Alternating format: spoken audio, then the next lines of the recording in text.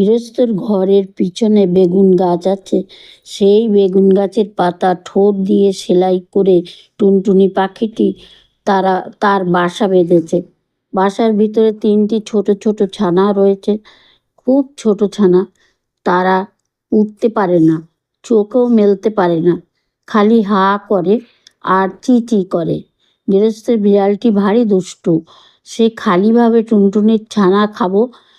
আর একদিন সে বেগুন গাছের তলায় এসে বললে, কি করছিস লা টুনটুনি? টুনটুনি তার মাথা হেঁট করে বেগুন গাছের ডালে ঠেকিয়ে প্রণাম হই মহারানী। তাতে বিড়ালিনী ভারী খুশি হয়ে চলে গেল। এমনি সে রোজ আসে, রোজ টুনটুনি তাকে প্রণাম করে আর মহারানী বলে, আর সে খুশি হয়ে চলে যায়।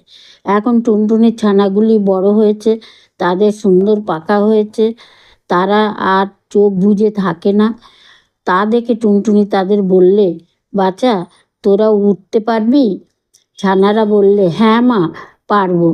টুনটুনি বললে, তবে দেখ তো দেখি ওই তাল গাছটার ডালে গিয়ে বসতে পারিস কিনা। ছানারা তখনই উড়ে গিয়ে তাল গাছের ডালে বসলো।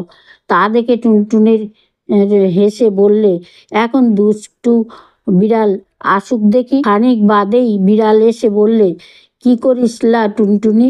তখন টুনটুনি পা উঠিয়ে তাকে লাঠি দেখিয়ে বললে, দূর হ লক্ষ্মী ছাড়া বিড়ালিনী।